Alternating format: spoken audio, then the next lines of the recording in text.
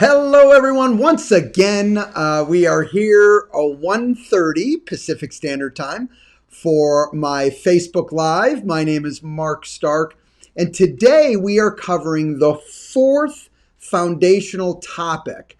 And I have to tell you, what makes this really important is we completed kind of that first must foundation. We covered database management, your DRC tied to your daily routine, marketing, okay, which was broken up into client and business growth.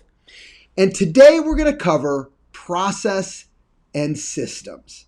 Now, to do this, I wanted to first go over two types of processes and systems. And hopefully, if you've been attending each of these so far, this will be the fourth session. What's great about this is you'll start seeing the interaction and the ties that each of these categories have together. Because I will tell you this, if this is all working, it's not working separately, it's working together and all ties together. So you'll see how, or hopefully you'll see how more and more of this ties together. All right, so let's jump in. Let's talk about first the types of systems and processes. And I break it up into two categories. One is administrative and operational. Okay, the basics. How am I administrating my business and how am I operating my business?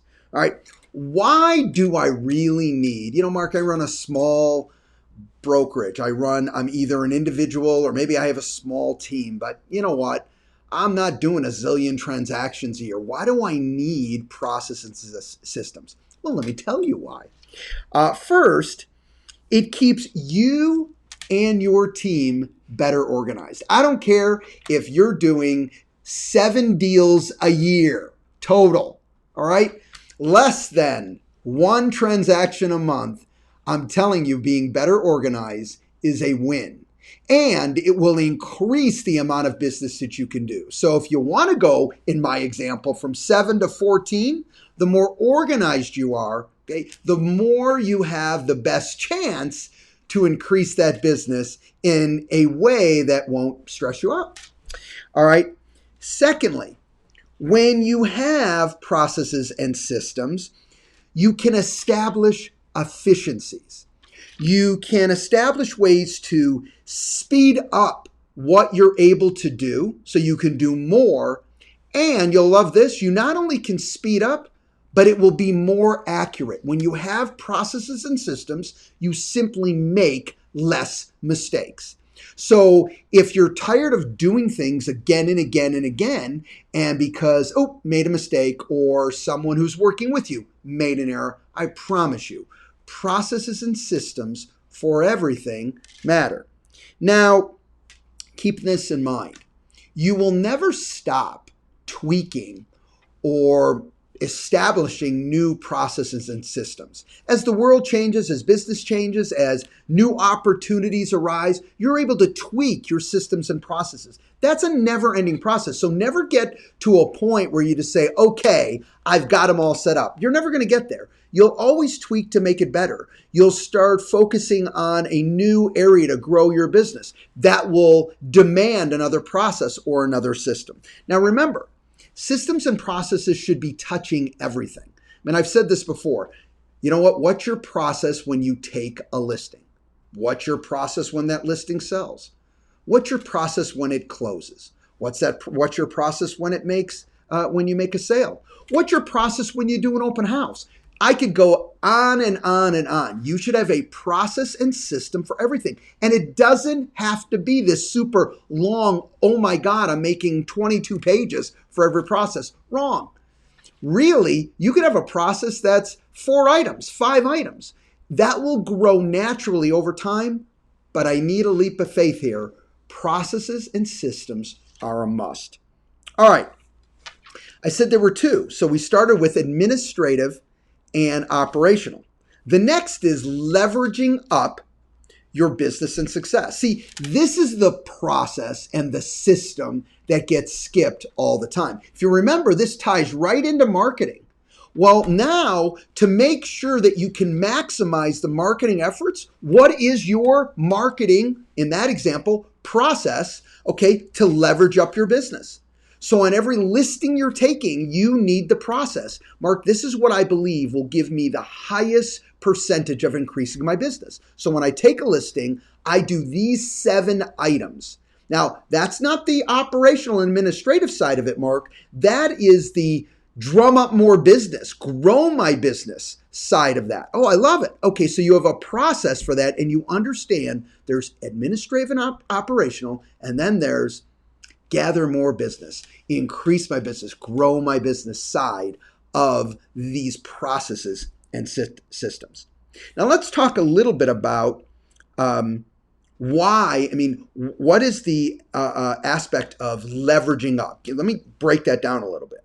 Okay, establishing your personal brand. If you're looking to not only take, certainly the huge support of the Berkshire Hathaway Home Services brand is there to help you. And they have their own consistency behind the scenes and in front of the world of how they drive their branding. But what about your branding?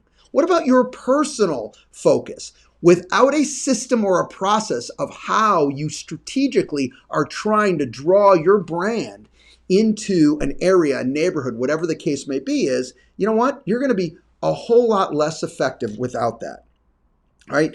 You certainly can grow your presence, okay, in a particular marketplace if you do this. It attracts new clients. And here's the big thing. Not only can it attract new clients, but I promise you, if you have process and systems for this, you won't have clients fall through the cracks. So how many times have you gotten a potential inquiry? Okay, we won't call it a lead, but a potential inquiry, but you don't have a system and process for how that inquiry is dealt with. So guess what? It goes off into the wind and you lose that opportunity. The sad thing is you don't realize that that was a $26,000 opportunity that just went away.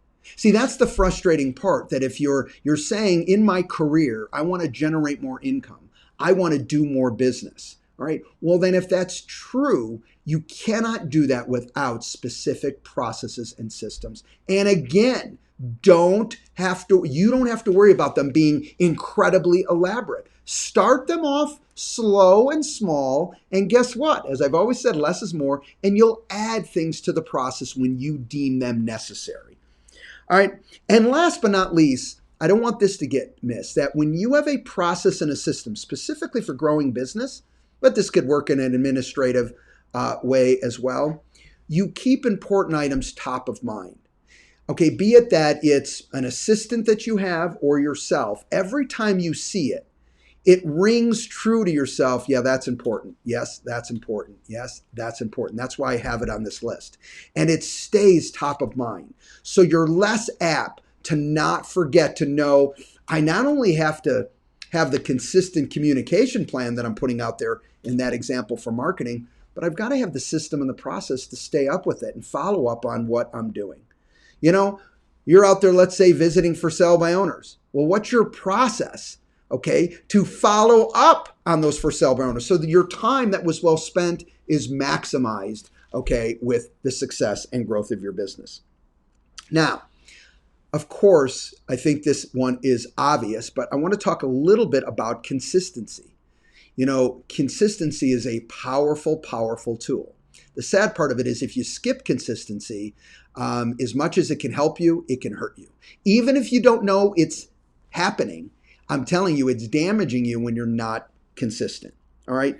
When you're consistent, you can locate and minimize errors and workflow issues. So if there is something that continually comes up, and if you're just doing it heck and peck and you don't have a system or a process that is a consistent way of doing things, when it happens, hopefully the second time you're thinking about it, and by the third time you're like going, look, what do I need to do in my process, in my system, so this doesn't happen anymore? I can't change the world, but I can certainly change myself. All right, and I'm going to change what I'm doing so this doesn't happen to me any longer. All right, because in that example, it doesn't taste good. That's a problem. That's a issue within your business, and you're doing your best to stop it. That consistency, okay, will help you catch that and see it. And then It affords you, when you're consistent, this one is so important. It affords you the ability to measure and know, are things working or are they not working? Okay, am I going to do that more or not? If you're not consistent, you really don't know if something's working. You know, I hear people sometimes tell me, well, I tried that once or twice and it didn't work for me. All right, well, you know what? The reality of it is you've got to give a long commitment. We've talked about that, a longer commitment, and then watch it. And over time, because you're consistent, you can see that, you know what, this isn't working. And I am spending those dollars. Or it's working, but not anywhere near where it could. I could spend those dollars someplace else and my time someplace else, okay, to get a higher return. You give it, affords you consistency, affords you the ability to measure that. And last but not least, it establishes important business reminders. Again, as you're doing this, it lets you know, you know what? That's a powerful piece that I never can forget. And I certainly never want to stop doing my business. Look, we're people, we get busy, and before we know it, if we don't have a process and systems, we skip steps. We miss things. And when we miss things, we don't realize that one time was the one time it was going to work. It's like making that extra call. It's amazing. You know, you make your calls, you do what you got to do, and then you make one more call. You weren't going to do it, but then you did it. And guess what? That's the one you took a listing. That's the one you got $1 million buyer from. And you don't realize that happens more than you want to believe. It's there, the opportunity's there, and you need to be consistent. Last, but certainly not least topic on this is training. Why have processes and systems? First of all, what a phenomenal way to help you train a new assistant, a new team associate. When you have processes and systems, okay, now you have written material that you can give somebody to say, this is how I do it. This is my process and system. Heck, maybe they'll come up with some ways to make your process and system better. That's beautiful. But guess what? That would have never happened without that initial process and system being delivered. You know, people don't realize that when you start with a template of something, it can be much easier to say, I'm going to make this better. I'm going to make this even more efficient, more effective. But guess what? It started with that initial. When you give somebody that initial process, that initial system that works for you, what a great opportunity you give that individual to even make it better. And you can work on that as a team. All right. Processes and systems give you a leg up in the interviewing process when you're hiring somebody. When you have a processes and system already established, you can give that material to a person you're hiring and saying, here, you know what, we're going to go over this tomorrow at the interview. I want you to read this through. I want you to go through any of the questions that you have, because I'm going to have questions on the material too, and I wanted to give it to you in advance. What a great opportunity. One, did someone really spend enough time on the material? Did they write all their questions out? How interested are they in the position? Did they just walk from it because I didn't want to do this work? I'm not going to go through this stuff now. Great to know up front instead of after the fact.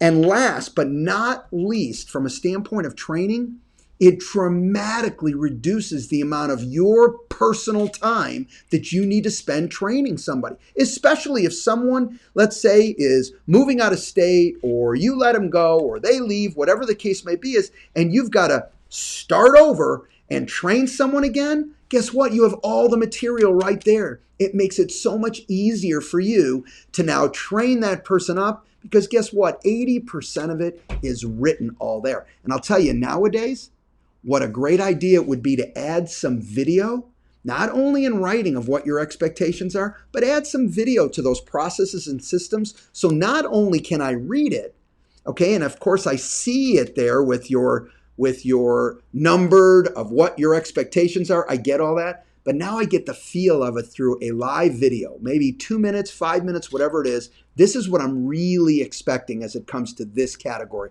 or whatever the case may be. Look, guys, I placed processes and systems in the bottom foundation of your business. In fact, I believe these 4 that I've initially covered should be in the foundation of any business, be it real estate or widgets. If you do not have these 4 in the foundation, not only are you leaving thousands and thousands of dollars on the table, but you will make mistakes, you will waste time, and you will be so less efficient than when you put these foundational items in there. And certainly, processes and systems are a must. I hope everybody has a great week. As always, if you like the information, show that. Follow, share the information. I would appreciate that to anyone that you felt would find value in it. And last but not least, next week, okay, we're on number 5. Now, this is moving above the foundation. So the next level, and we're going to cover administrative support and team management. Administrative support and team management. Have a great week, everybody, and we'll talk to you then. Bye-bye.